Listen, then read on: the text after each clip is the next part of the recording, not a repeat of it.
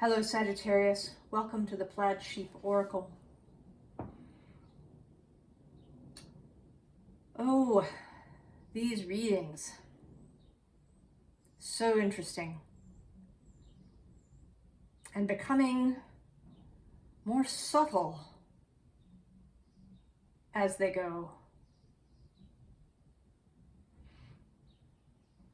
And it's interesting to me, you know, I don't think of the fire signs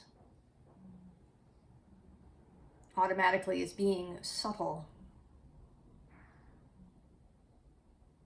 But this is a subtle reading, Sagittarius. I had expected the readings after the first Aries new moon to sort of have, I don't know, newness or, you know, having a sense of movement or something. I don't, you know, something in that vein. But in fact, most of them have been about some aspect that is still weighing. Yesterday I did Gemini's reading, and there was this image of the devil energy sitting on Gemini's chest, preventing a full breath being taken. And your beginning, I think, is even more subtle. So the card that came out for you was from my messenger deck, the starting card. The Destiny of One. And I'm going to read you just a tiny bit from the guidebook. Just the first sentence for this page. As I heal for everyone. When I'm connected with the infinite essence within me, everyone and everything is affected as we are all connected.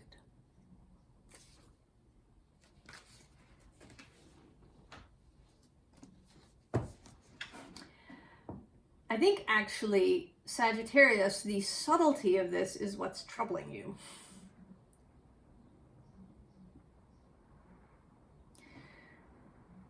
I think you like me, perhaps, were looking for something bigger, more spectacular, more dramatic.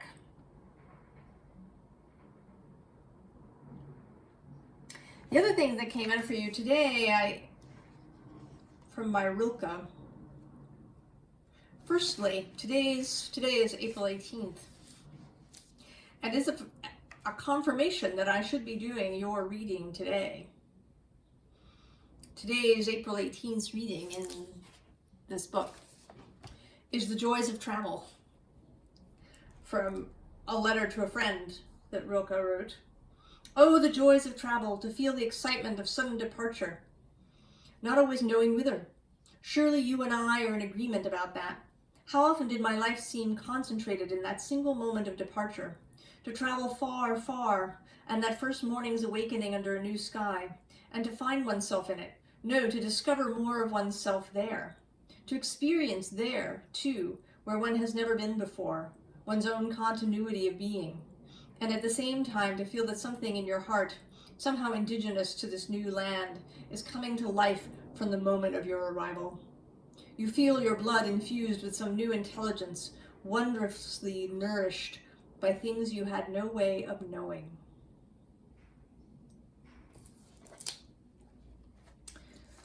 So that, this idea of being right in a new place, right? That you maybe expected this new timeline that we've been talking about, this shifting, evolving, mutating timeline to be just completely different, dramatically different. But I think there's something else too. And the poem that actually came out when I flipped through the book, when I stopped where you wanted me to stop, is called Fear and Fearlessness. It's an entry from one of his journals, actually. Those who sense eternity are beyond all fear. They see in every night the place where day begins and are consoled. Fearlessness is necessary for summer to come.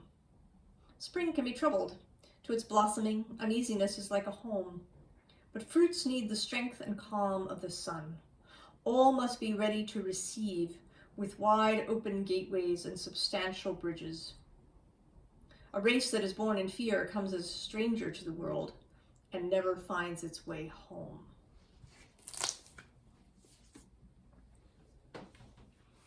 So as I say, Sagittarius,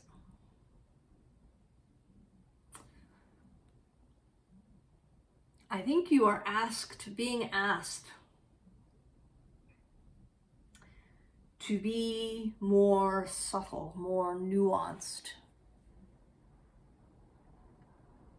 in how you see yourself, perhaps. How you see your movement through the world, this destiny of one.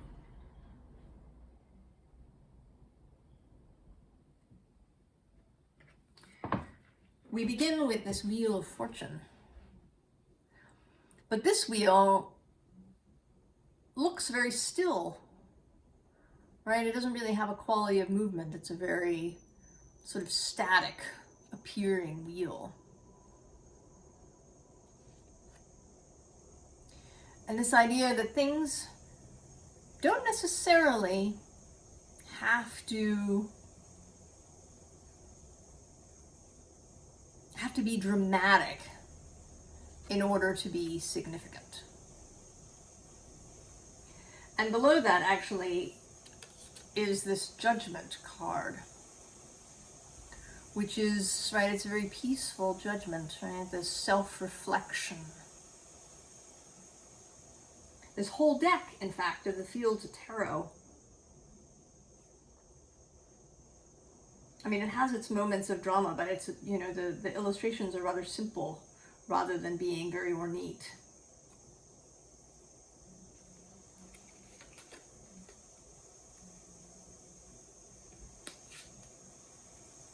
And then the moon. Mystery, quiet,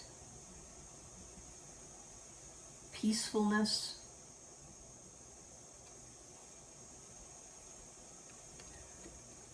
Not knowing,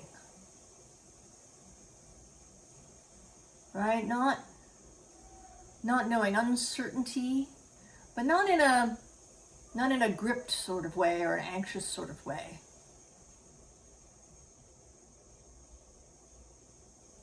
Just not knowing quite, you know, what the next thing is. Being conscious of and appreciative of, I think, of the mystery.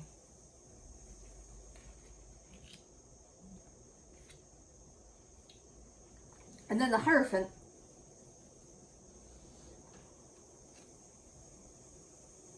I think here too, a representative of the mystery.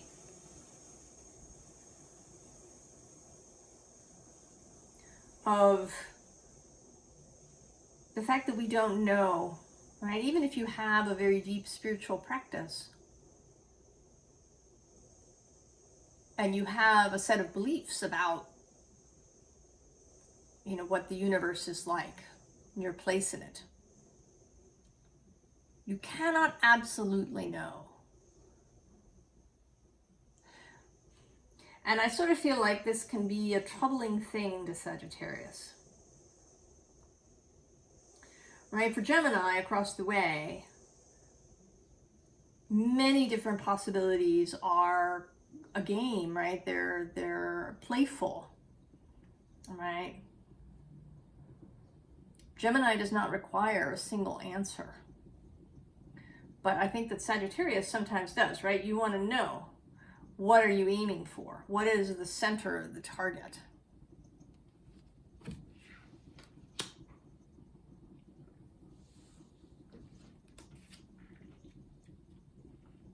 And here, the third part of the mystery, some things that are deliberately hidden.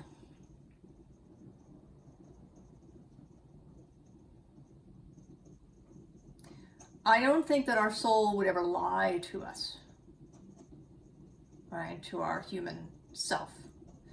But there might be things that are hidden. Either because we're not ready to know them, that maybe if knowing them would spoil the surprise,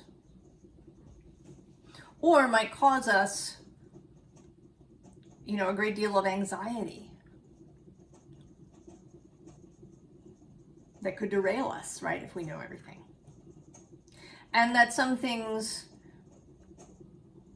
perhaps we need to wait for more experience, right, with more age to come into elderhood, right? Sometimes things that we cannot understand.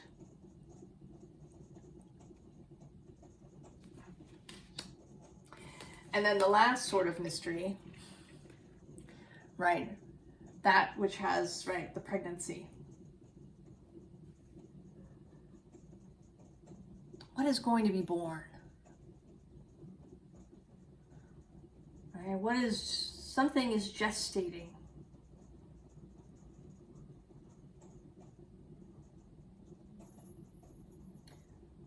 What, right?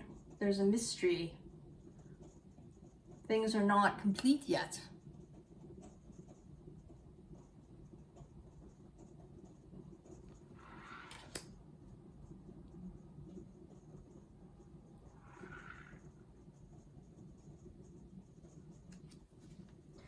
So then we have this Four of Wands. And it's a very interesting, right, Four of Wands. These two beings leaning into each other.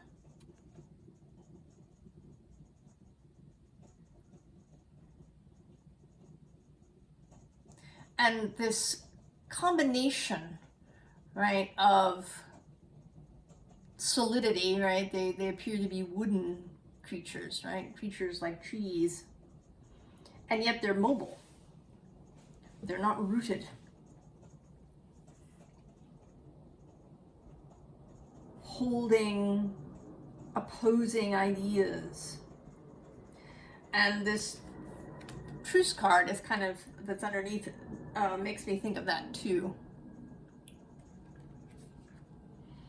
Right? Making a truce between things. That if you're having a contradictory experience, Sagittarius, that maybe you want to make, right? You want to make a truce. You want to hold those two things at the same time.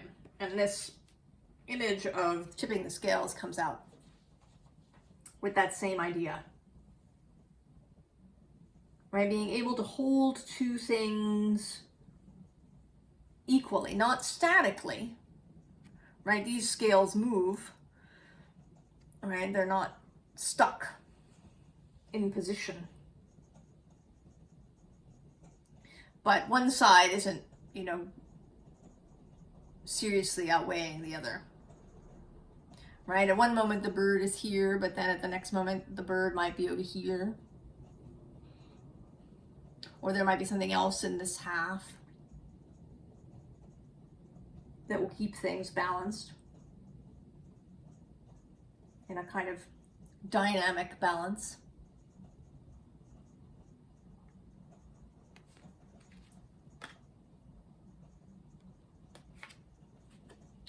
And then there's this writer who again feels like the story is just beginning. Right? We've just heard once upon a time.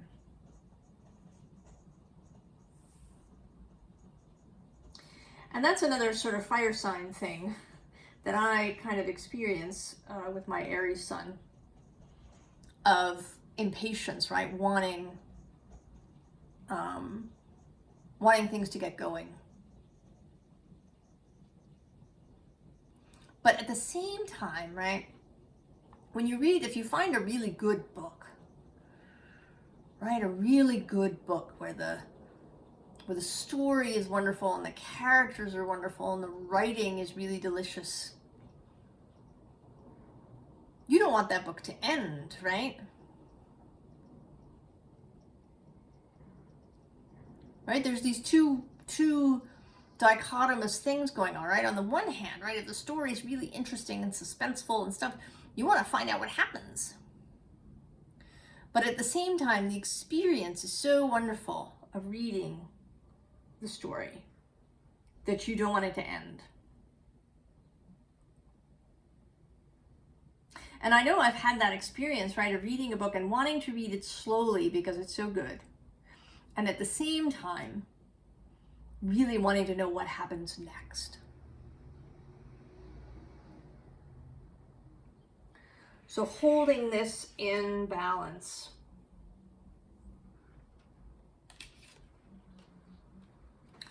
We have this Queen of Wands, and she is a person who can totally do that.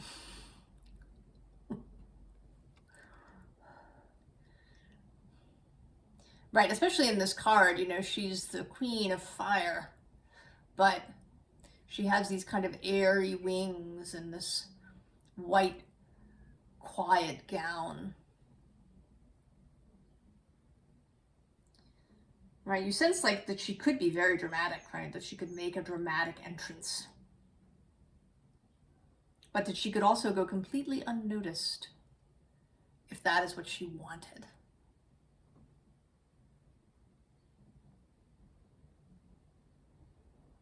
So fire, subtle fire.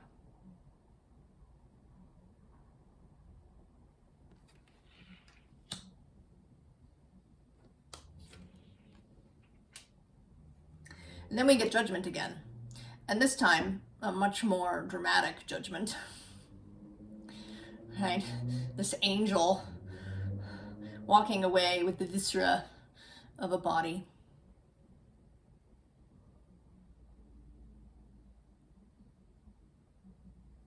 Complete change. And then next to it, continuing this theme of opposites, is the sea spirit. Right? This is a very, right, this is substantial, right? We see bones and earth and veins, and right, this angel is very substantial. And then there's the sea spirit figure, who's very insubstantial.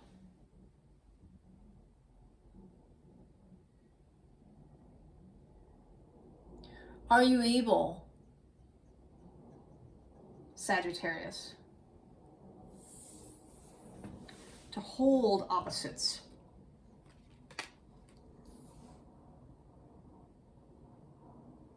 To know when to really move kind of in that classic fire sign way of with speed and decisiveness, and when to wait, when to be still and quiet.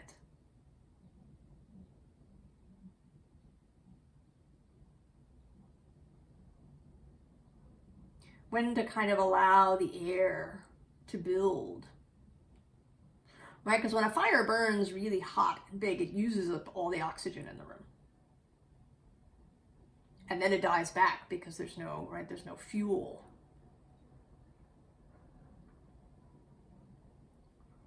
If it burns too hot, too fast. So you have to, right, more oxygen has to enter the room before the fire, right, can burn again.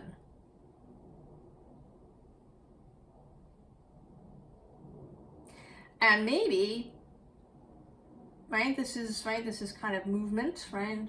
Sudden expansion and then quiet. And that's one possibility. The other possibility is to sort of tend the fire so that it never bursts out, or that it only bursts out very occasionally, but that it burns very steadily. And I'm sort of thinking of that because under this Judgment actually is this Hermit card. And when I saw it a few minutes ago, it made me think of Virgo. And this tending of the flame.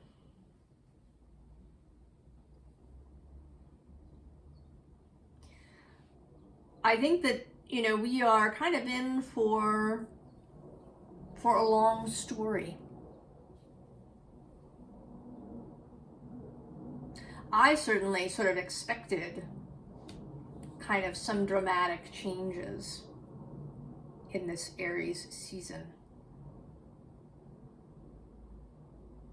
And some of us may have them, right? We may, you know, move to a whole other country, or, you know, get a amazing new job, or have a child, right? Which is probably one of the biggest dramatic changes that can happen to anybody.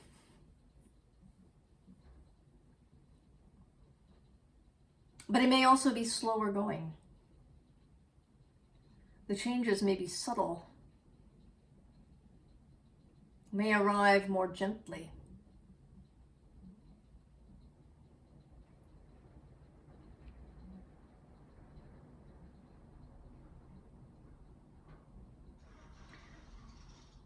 And that may be a good thing. So then we have this Earth's Grip faded card. And it may be that you feel grounded, Sagittarius, because under it actually is thy earthly power. But it may be that you feel really grounded, right? That if you've been wanting dramatic change, that it's just not coming. And that you're really frustrated about this, Sagittarius.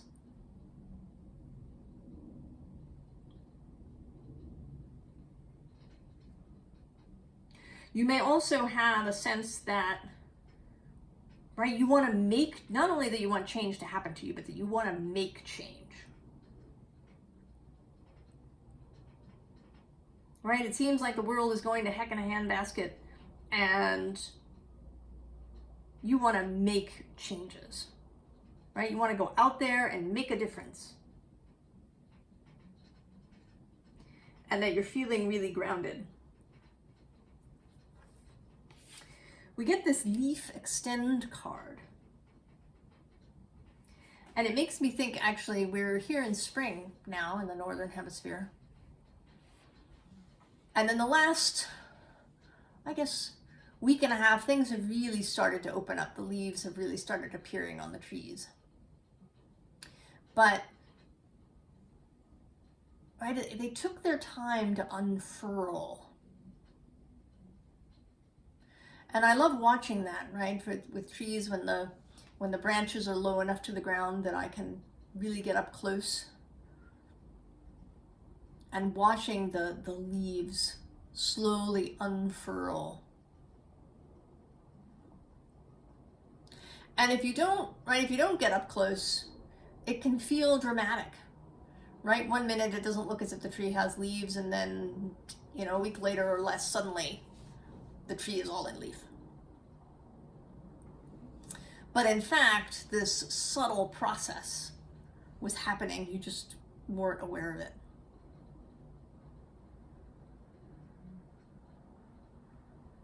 So right, this is an argument for loving the more subtle, nuanced process to occur.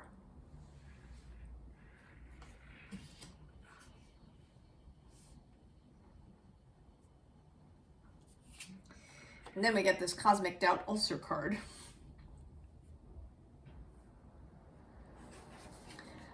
followed by the cosmic surge. And this symbol is sometimes called, if you study runes, the dice cup. Or even the, sort of a Wheel of Fortune card. And it's a reminder, Sagittarius, that it's not entirely up to you. Right? You have a place. You have this destiny of one.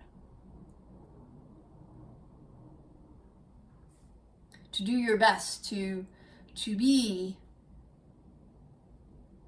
in alignment with yourself, to be in integrity, to really like who you are.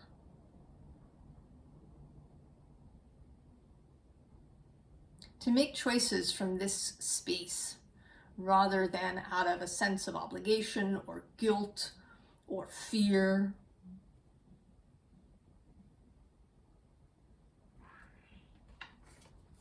Actually, the card that came out on the bottom of the messenger deck, I didn't even sort of really focus on it, but it's staring at me now. It's the joy of right now.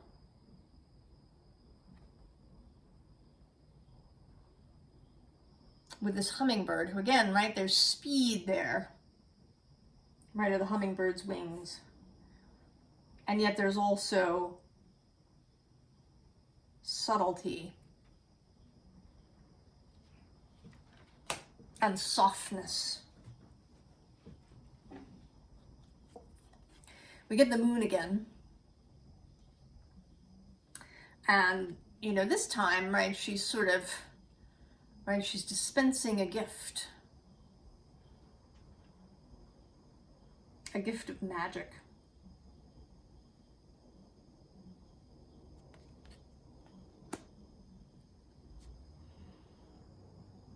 So there's this, right, there's this sense of the story here in this reading, right? That the story is just beginning.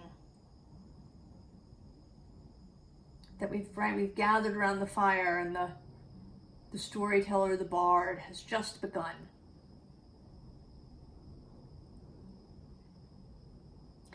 And that action doesn't have to be dramatic, right? We have this 3 of fire, which is an Aries card. Right, it is about passion and taking action from that passionate, heart-based space. But this is a boat. Right? This is not a speed demon kind of vehicle.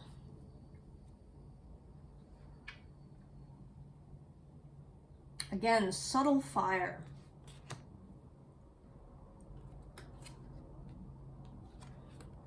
And then this beautiful 8 of Earth. I love this 8 of Earth.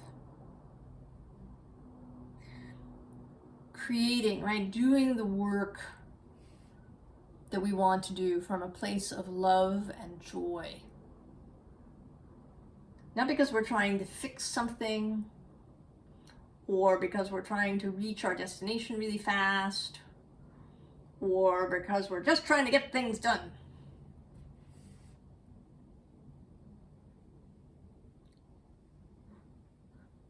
Our society is very choleric.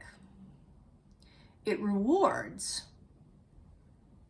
this sort of action, right? It rewards extroversion and achievement and the grind and the hustle.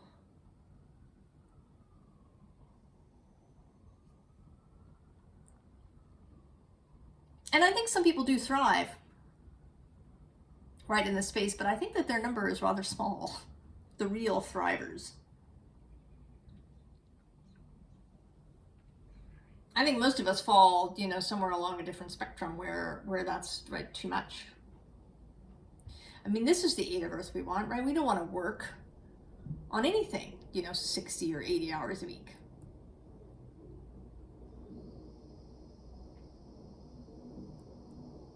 Right? And we want to work from a space of joy and love. And that doesn't mean, right, that you have to be, an artist or you know, a creator in that sense. You could be an accountant or an engineer or a janitor.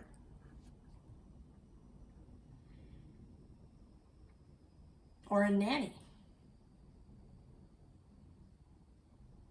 But that you, right, that you see what you do, right, that you see the beauty in what you do.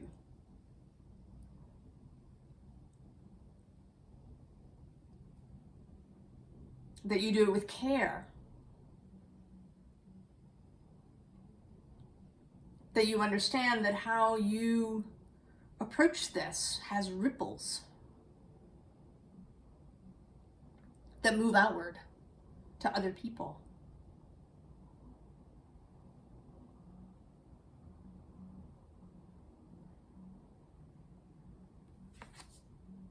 And then there's this 10 of air. Playful. Not fraught or anxiety filled, but playful.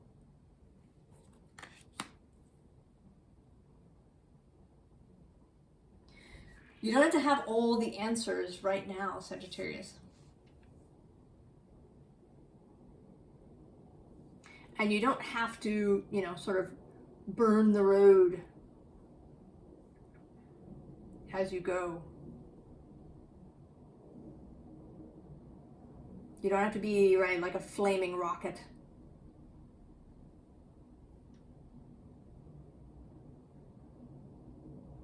That perhaps if this is how you've lived your life in the past, then maybe part of this change that wants to happen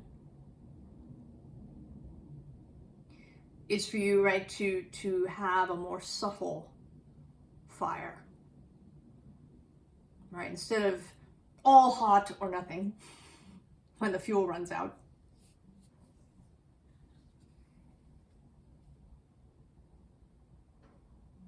The burning a little more steadily might be more conducive to what it is that you really want to do. Now again, I often say here, I never tell you what you should do. You do what you want. This is just a suggestion. Something to think about, to play with.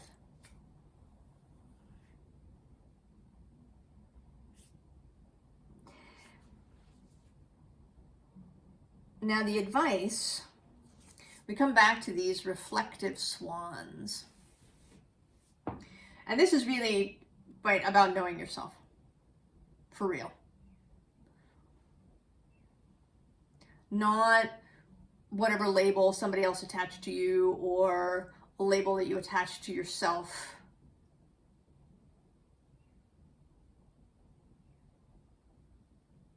You know, if you do like to go traveling, why do you do it? You know, or if you up and go somewhere, do you do it because you're going towards? Or is it a reaction, right? Are you running away from something? And only you know the answer to that. And maybe it changes that you've done both. Right? But to be aware of that, to really know yourself. What is it that you want? How do you want to feel? Do you really enjoy that? You know, burn, burn, burn until the fuel runs out and then collapse? Maybe you do. I don't know. It's a question to ask yourself. Maybe you really don't enjoy it, but it's just the only way that you've known how to do. And I do think that over the last several years, that you've been given opportunities to really know yourself.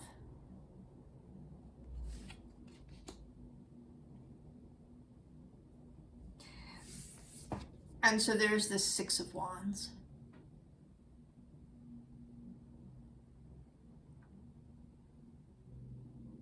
Now this is Leo energy. But again, right? It's this, right? This fiery card, but there's no fire. There's a lot of air. I mean, this almost looks like it should be the Six of Swords.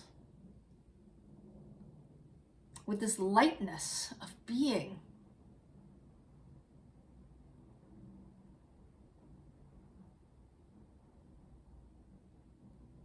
Right? It may be time to sort of re-examine the nature of fire.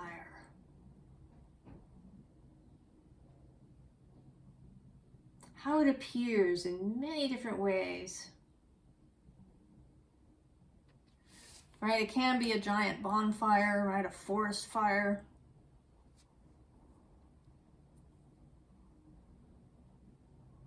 But it can also be, right, the spark of conception.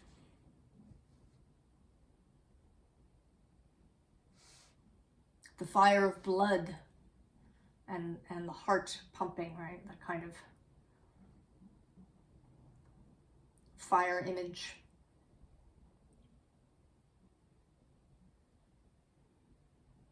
Right? There's just the heat, right, by itself, like in a desert. Right? The struck match or the lightning bolt. Right? Electricity is a kind of fire, right? Fire moving through air.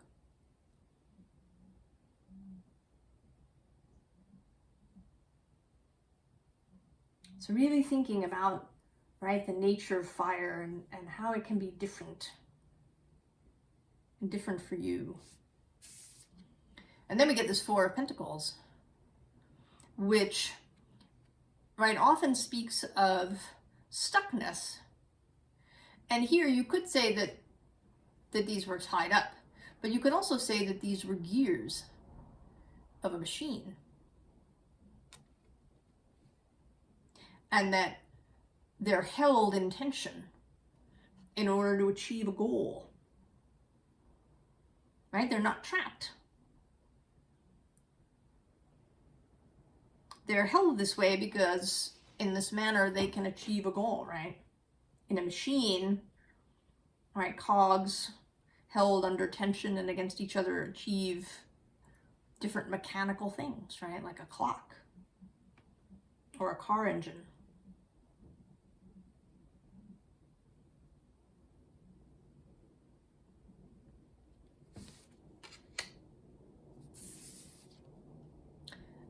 And then the Six of Cups.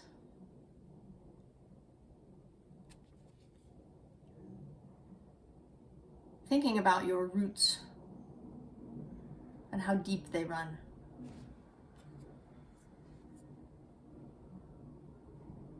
How much strength you have, Sagittarius. All of the growing, all of the experiences, the wisdom, right? All of that is both in your roots and in the crown of the tree.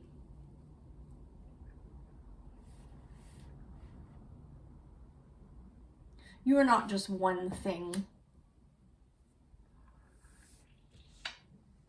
You don't only have one thing to give to the world.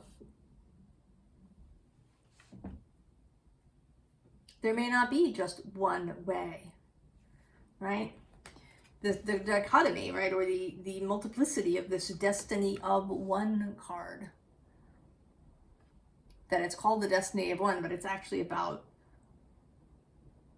how interconnected we all are.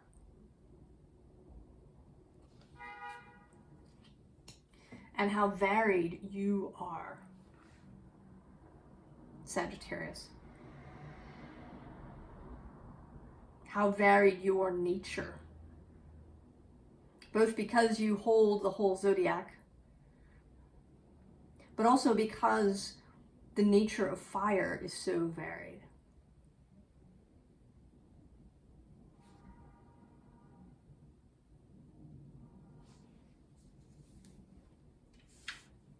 So we're coming up now to a second new moon.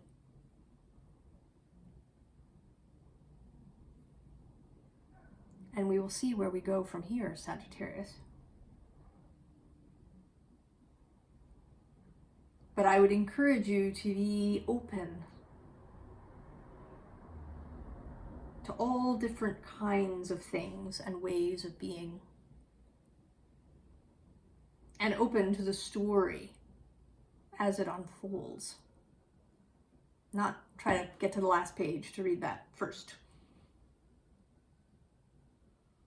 But to really enjoy the mystery as it unfolds. I wish you the very best, Sagittarius, and I'll see you next time. So long.